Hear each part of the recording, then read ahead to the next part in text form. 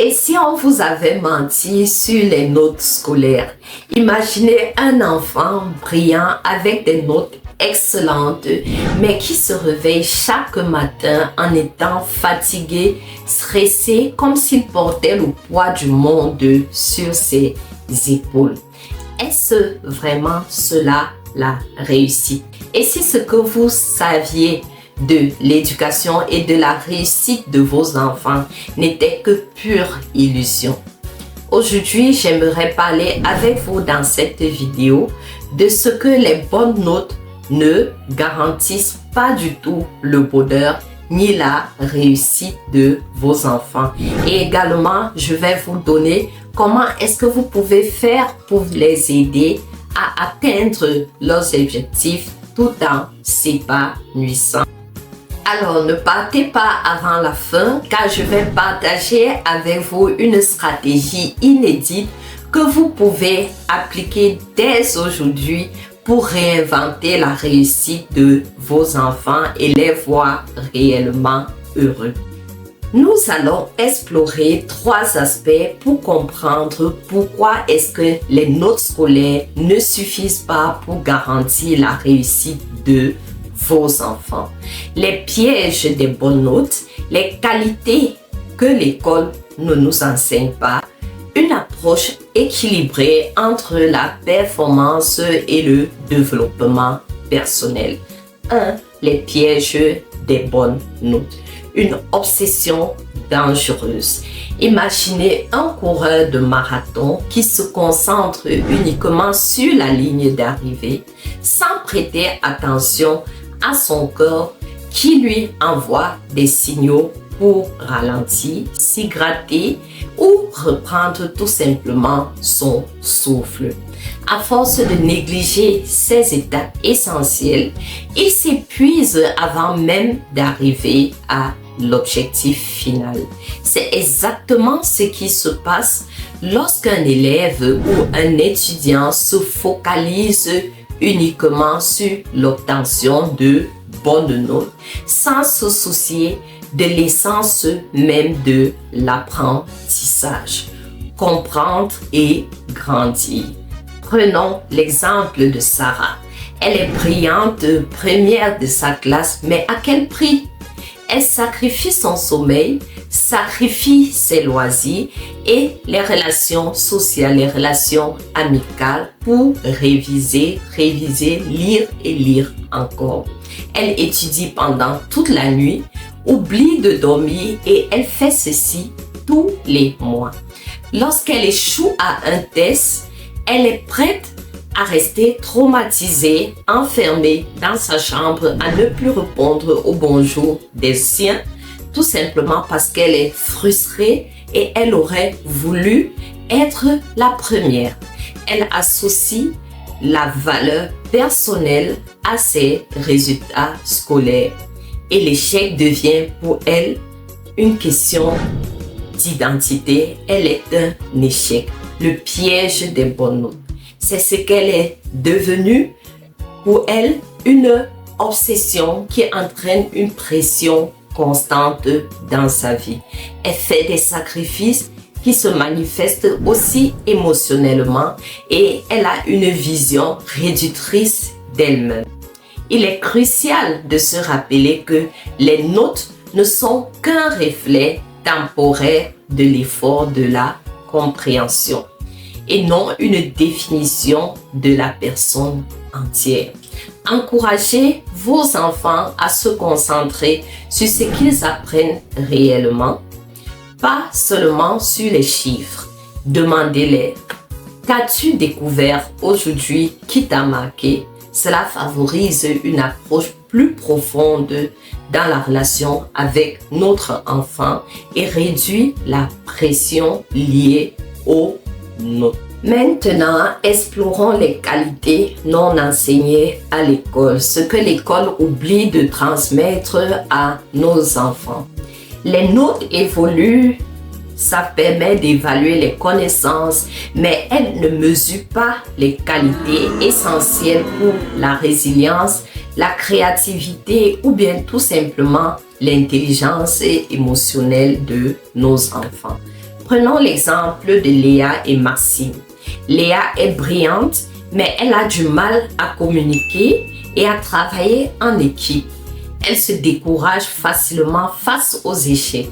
Maxime, quant à lui, il a des résultats moyens, mais il est créatif, il sait collaborer, il sait que l'échec ne le définit pas, alors il accepte qu'il peut faire des erreurs et il continue de marcher.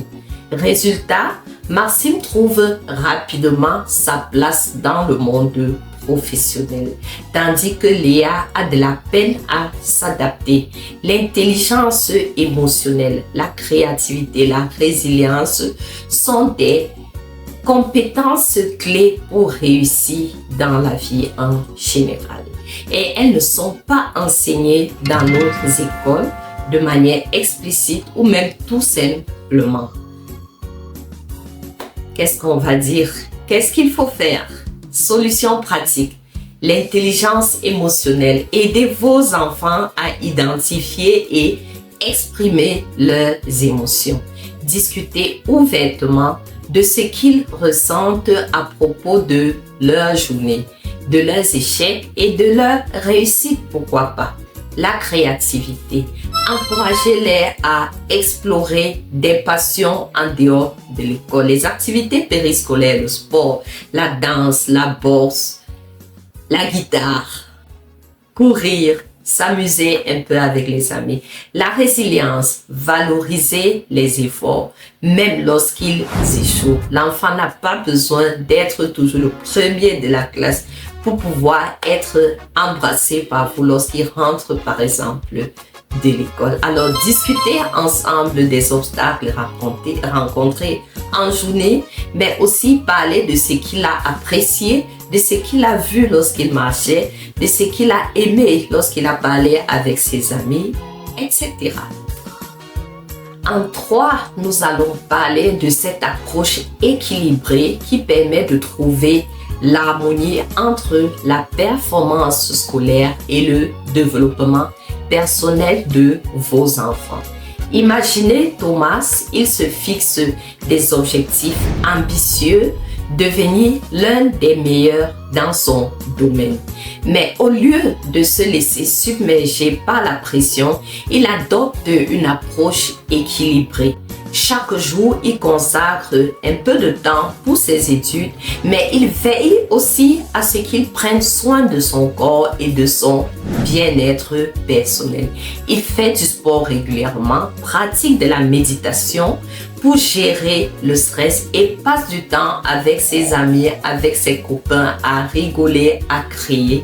Tout simplement, il se met aussi des moments de détente dans son planning de la journée et il crée, il fait la peinture, il fait de la musique. Ce n'est pas la quantité de travail qui fait la différence, mais la qualité. Alors, la gestion de son énergie et le résultat. Thomas réussit à maintenir une bonne moyenne académique tout en restant épanoui, créatif et en pleine forme. Au lieu de se sacrifier son bien-être pour ses études, il adopte une routine équilibrée. Il consacre du temps à ses études, mais aussi à ses loisirs, à ses activités comme le sport, la méditation et les loisirs créatifs dont on parlait tout à l'heure. La solution, c'est donc de savoir gérer son temps, de savoir fixer ses objectifs tout en regardant non seulement à ses performances, mais aussi à son corps, à son bien-être personnel. Et des temps pour soi doivent être également regardés pour nos enfants. C'est ce que nous devons leur enseigner et qu'ils n'apprennent pas du tout dans nos écoles. En somme, qu'est-ce que nous pouvons dire? Et si on vous avait menti sur les résultats scolaires? Les bonnes notes ne définissent pas la valeur ni l'avenir de vos enfants. Bien au contraire, elles peuvent devenir une obsession, entraînant des sacrifices émotionnels énormes, de l'isolement et une vision erronée du monde et de la réussite, et parfois même de soi-même. Aujourd'hui, nous avons exploré ensemble 3 pièges et une majeure partie de ces pièges-là, c'est parce que l'enfant ressent la pression de devoir toujours être parmi les meilleurs. Les pièges des bonnes notes, les qualités non enseignées à l'école, une approche équilibrée. Au lieu de se concentrer uniquement sur les résultats chiffrés, il est essentiel de mettre l'accent sur la compréhension des différents concepts enseignés en privilégiant l'apprentissage, le travail autonome, l'épanouissement de nos enfants. Les qualités non enseignées à l'école, l'intelligence émotionnelle, la créativité, la résilience sont également à considérer. Une approche équilibrée, trouver un équilibre entre performance et développement personnel. Ceci est crucial pour le bonheur, pour la réussite dans l'éducation de vos enfants. Ce qui compte vraiment, chers parents, ce n'est pas un chiffre sur un papier ou sur une feuille d'école, mais le bien-être, la confiance en soi et la capacité à s'adapter face aux défis que la vie présentera à vos enfants. C'est cela réussir, c'est cela dire oui, je vois mon enfant est heureux. Si cette vidéo t'a aidé à voir les choses différemment, abonne-toi pour d'autres contenus qui transforment la manière dont nous concevons l'éducation et la réussite.